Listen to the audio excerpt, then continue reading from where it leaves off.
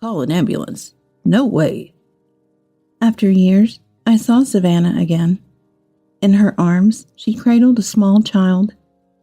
And if you looked closely, Savannah's belly was significantly swollen. The suddenness of it all brought my thoughts to a halt, but I knew I had to save Savannah and her child as quickly as possible. When I managed to gather my thoughts, Savannah made a certain request. My name is Emily, and I'm 60 years old. Currently, I'm helping my husband Jackson with his work, living a fulfilling life. Jackson is a potter. Originally, after graduating from college, I was just a regular office worker. However, a certain event led me to meet Jackson. At this event, potters sold their creations, and there were opportunities for pottery experiences. I wasn't interested in pottery, but a poster caught my eye, and I decided to give it a try. While looking around, I found a pottery workshop, and Jackson was the one who taught me. The experience got me so engrossed in pottery, seemingly out of nowhere, that I started visiting his home where he worked to buy his pieces. Jackson remembered me, and each meeting was filled with various conversations and excitement. Eventually, our relationship evolved from craftsman and customer to lovers. After 3 years of dating, we got married. Jackson told me to pursue whatever I wanted, but I was interested in pottery, so I decided to help him. When we got married, Jackson's parents had already retired from pottery, which made me want to help him even more. Then we had a child. We named her Savannah, pouring all our love into her. When Savannah was about 3 years old, Jackson and I wanted her to enjoy pottery, so we took her to the workshop, let her touch the creations, and even let her make some. Savannah, showcasing her innate talent, created wonderful pieces. It seemed like she found joy in pottery, happily looking at her own creations. Eventually, Savannah expressed her own desires. "I want to make plates," saying. Seeing her like this made me smile uncontrollably. As she grew, Savannah wanted to take over the family business, brightening our future even more. Jackson had several apprentices over the years, all kind and supportive of Savannah working with us in the future.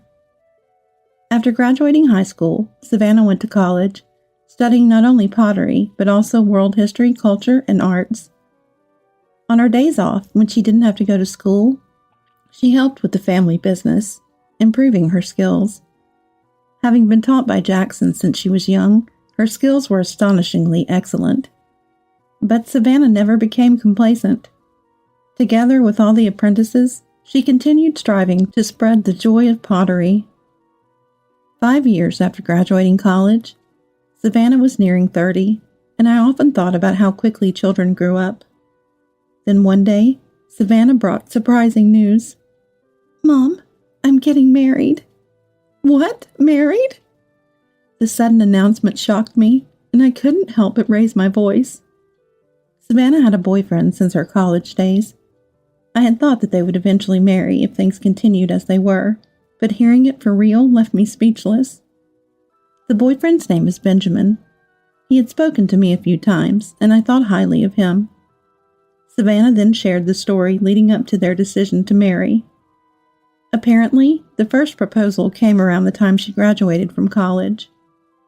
Initially wanting to continue working with pottery at home, she asked for more time. True to his word, Benjamin gave her that time, continuing to propose over the years. Years later, when Savannah felt it was time to make a decision, she happened to see several photos of her friends with their children posted on social media.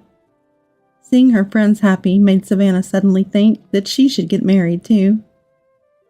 "I realized all my friends were married with kids, and there I was, not even close. After a lot of thinking, I decided I wanted to marry Benjamin." "That's how it was.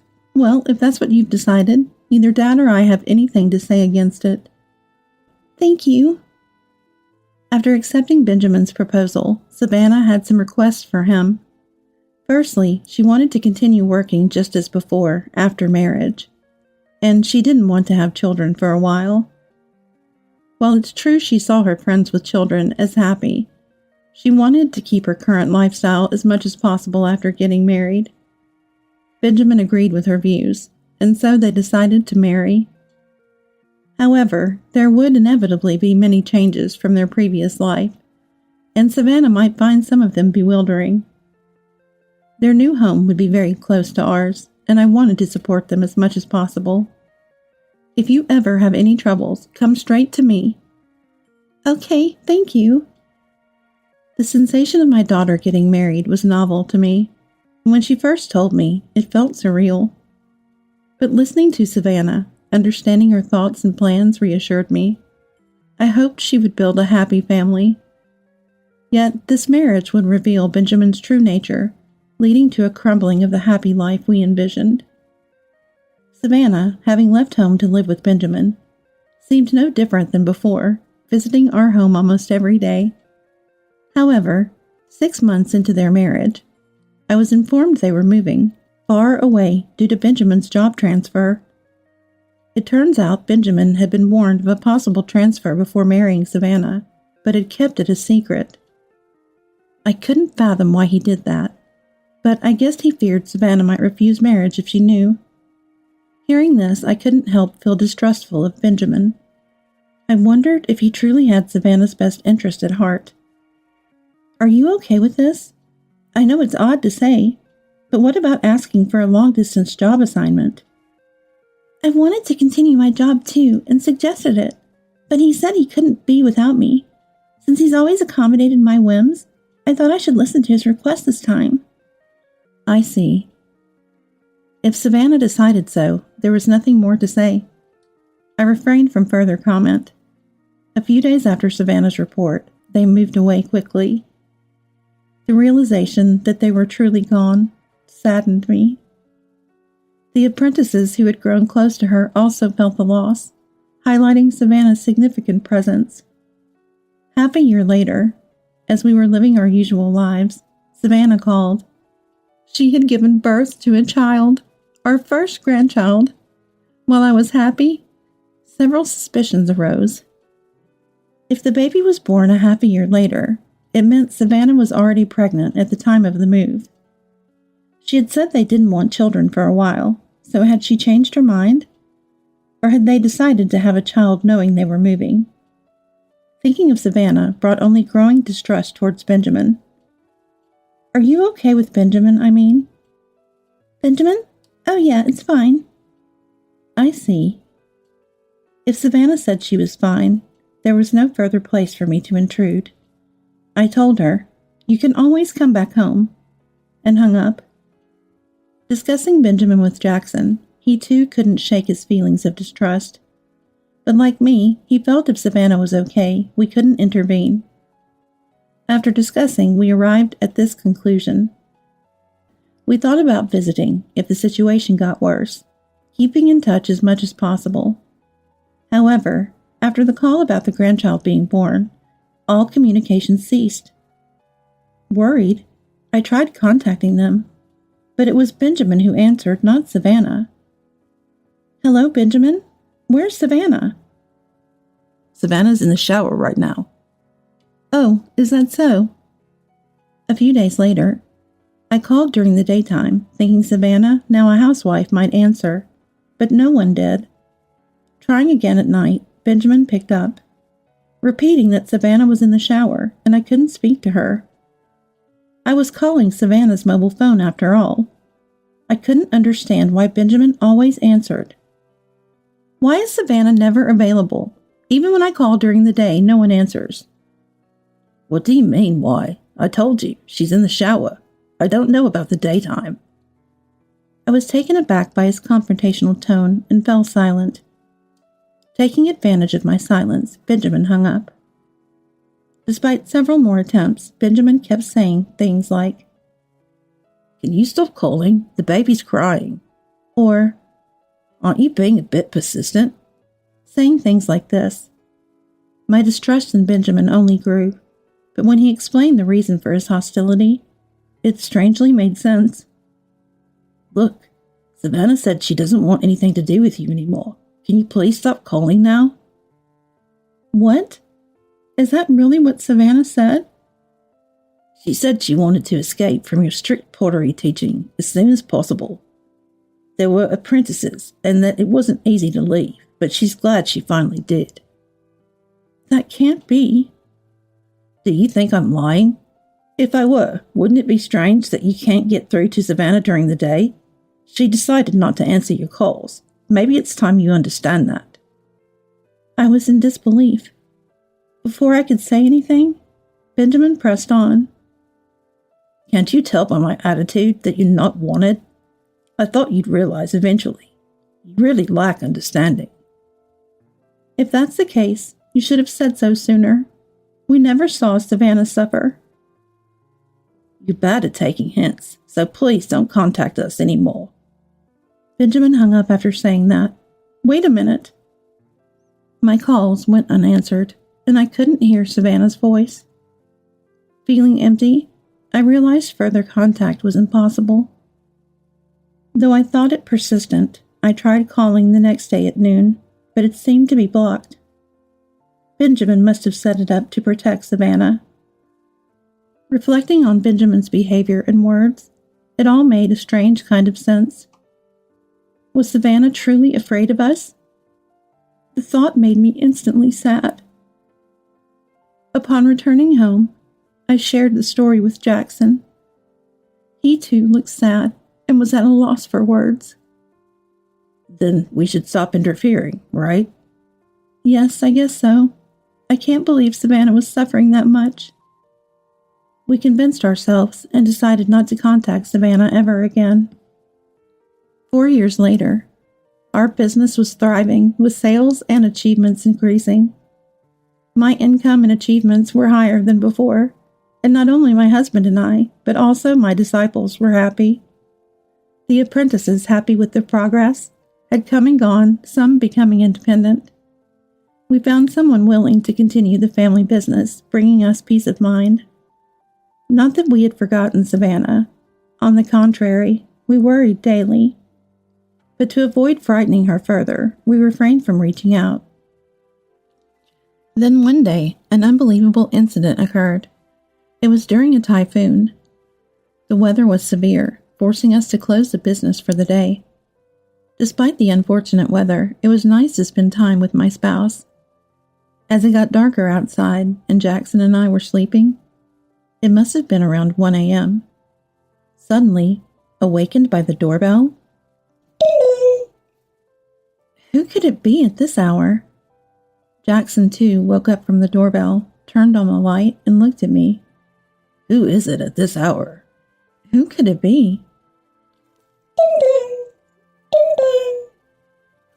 The doorbell continued to ring, and we hesitantly headed to the front door. Bracing himself, Jackson opened the door, and there an unexpected figure stood. Dad? Mom? Savannah? It was Savannah. In her arms, she held a girl, limp and unconscious. Surely our granddaughter. She seemed to be breathing but was clearly in a dangerous state, and upon closer inspection, Savannah's belly was swollen. Savannah, are you pregnant? Yes, 9 months. The child inside her could be in danger too. We should take them to the hospital before asking any questions. At that moment, please call an ambulance, Savannah pleaded. However, Jackson refused her request. Call an ambulance? No way. Surprisingly, Jackson spoke again to Savannah, this time with a gentle voice. With this typhoon, who knows when an ambulance could get here? I'll drive you to the emergency room.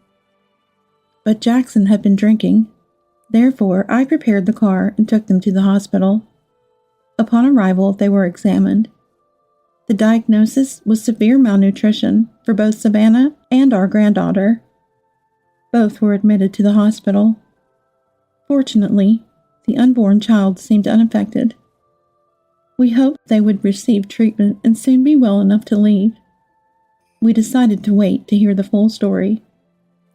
Relieved to be at the hospital, Savannah lost consciousness during the examination.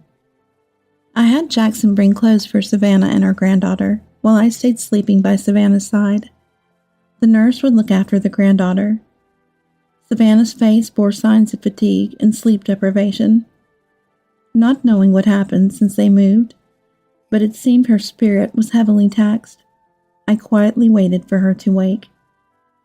Around 11 a.m., Savannah woke up. "Mom?" "Savannah." She seemed to have slept well, her complexion slightly better than the day before. Still, we couldn't let our guard down. I called a nurse to inform them that Savannah was awake. After the doctor's examination and returning to the room, I softly asked Savannah, "Savannah, are you okay?" I knew she wasn't fine, but I wasn't sure how to start the conversation without scaring her. Speaking gently, Savannah smiled weakly and replied, "Yeah, I'm okay, thank you." "That's good. I'm sorry for startling you." "Don't be sorry. I was surprised." "But you're not a bother at all." Savannah didn't seem afraid of me at all. In fact, she appeared relieved. We continued our conversation as I helped her back into bed. Before being Benjamin's wife, she was my and Jackson's daughter. After all, as a parent, why did she come to my house in such a terrible state? Many questions about her terrible state and her late-night visit lingered. But I felt it best not to pry too much. I decided to wait until Savannah was ready to talk. Even if she never spoke about it, I wanted to respect her feelings.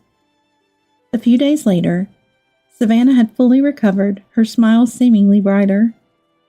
The awkwardness of our reunion faded, and I felt relieved she was opening up to us. One day, as Jackson and I approached Savannah's room, she looked serious. I tried to interact with her as usual, wondering what was wrong. Despite her usual smile, something was different. Concerned, I listened to Savannah with a grave look, said, "Can I talk about what happened after we moved?" Surprised, Jackson and I realized Savannah was ready to share. "Yes, we'd like you to talk, if you're comfortable." "Okay, thank you." After hearing our responses, Savannah began to share her story. It was unbelievable. Apparently, Benjamin was a terrible man. He had proposed, and at first she had accepted. Having been lovers for many years, she thought she knew everything about Benjamin, but Savannah came to know his true nature only after getting married. Benjamin was extremely possessive, always wanting her to only have eyes for him. He made her cut off all her friendships, didn't allow her to work, and forbade her from leaving the house. Her mobile phone was confiscated, and she was completely cut off from the outside world. The last contact she had before her phone was taken away was when she messaged me about the birth of her child. So why didn't she reach out for help? She thought it wouldn't be possible to get help. It seems Benjamin had convinced Savannah that we all hated her, that she could only rely on him. Shocked by these words, Savannah became too afraid to talk to us. There were various other restrictions in her daily life as well. She wasn't allowed to get proper sleep, was only allowed 1 meal a day, which was just a piece of bread. Even the use of the shower and the toilet was restricted to certain times, and those were the only times she could leave her room. Although I have never been in such a situation, just hearing about it was enough to understand how trapped she felt. The reason she managed to escape was because she saw her child lying weakly beside her. Since the birth, her child had been forced to live a far from decent life. She realized it was her lack of courage that led to this lifestyle. She thought even if something happened to her, she wanted her child to have a decent life at least. After much thought, escaping seemed to be the only option. Though she believed we hated her, she decided to return to her parents' home and seek help. Once she made up her mind, things moved quickly. Savannah sneaked away from Benjamin's watchful eye and ran away from the house. And that's how she ended up at our place. After hearing Savannah's story, everything made sense. Just to be sure, we asked if she was afraid of us, but she shook her head no. "Mom, he lied to you too, huh?" Yeah. When it's explained, it's easy to believe. I'm sorry I didn't notice anything. Savannah shook her head again at my words. Then we proceeded to inform the police and file a report. A female officer came to the hospital room to listen to the details. Taking the situation seriously, the police raided the house where Benjamin was supposed to be moving to, but by then he was already gone. Knowing that Savannah had escaped, he must have panicked and gone looking for her somewhere. This led to the realization that Benjamin could appear in front of Savannah at any time, and the police strengthened their patrol around the hospital and our home. A few weeks later, Savannah was discharged from the hospital after giving birth.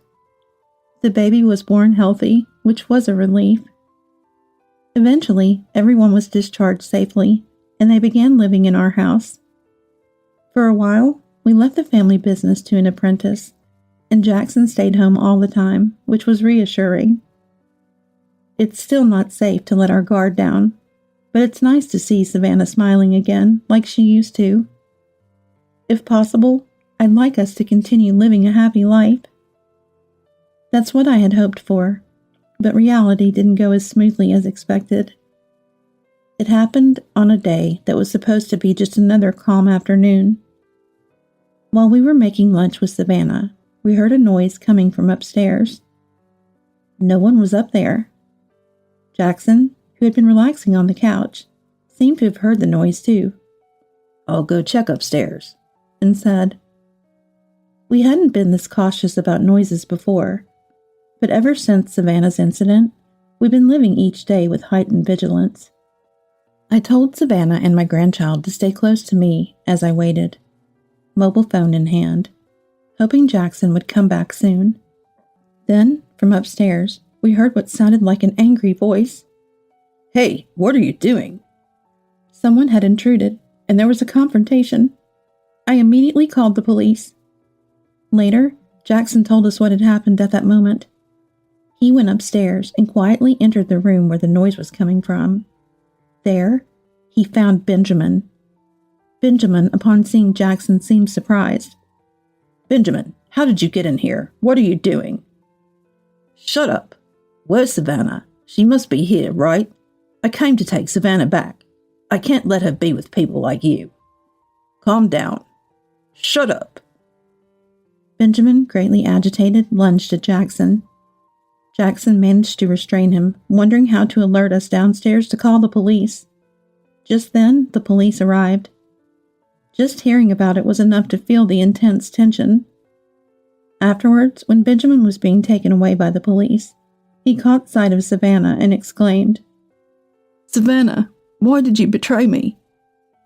I love you so much. Why would you do this? I only came to pick you up today."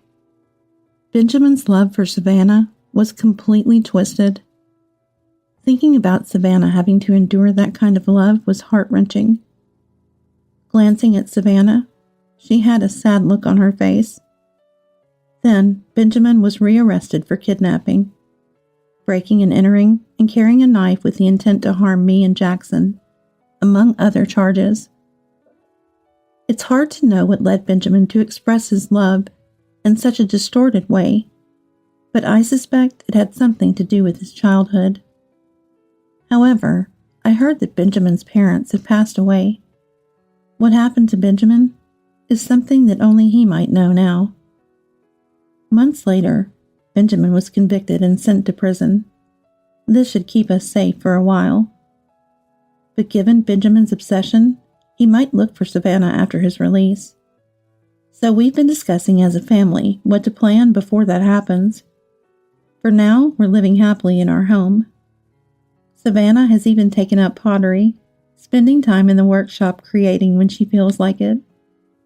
My grandchild, initially wary, has now opened up, spending time playing or helping Savannah with her pottery.